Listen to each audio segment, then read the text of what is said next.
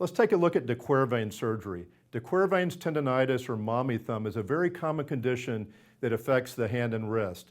Let's take a look at the activities. Frequent activities such as lifting a heavy baby, computer keyboard and mouse use, and frequent texting. All activities that can affect us day to day can cause this condition. From repetitive thumb movement, as you can see here, let's look at the anatomy.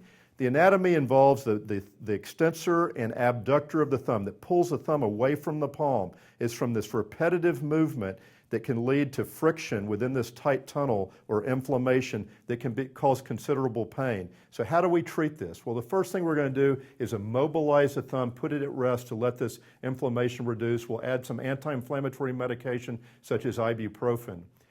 Another thing that can be effective if this doesn't work, and that frequently is necessary, is a simple one-time cortisone shot into the sheath to reduce the inflammation. However, in about 50% of cases, though, the conservative treatment fails, and we have to look at a minimally invasive surgical procedure through a small, tiny incision that we're going to make on the thumb side of the wrist. And through that incision, we're going to go in and we're going to open up that sheath, just letting the pressure off. This causes no limitation of function once we do this.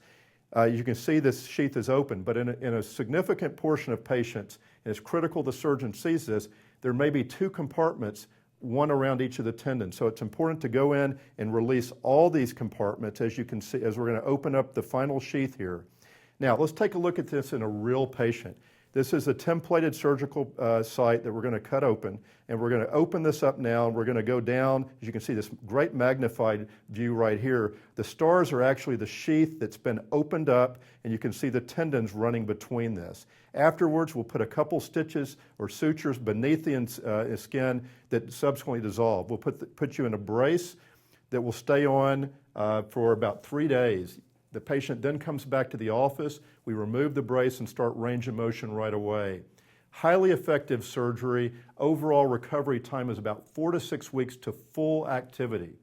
For more on this condition and many other conditions, please visit our website.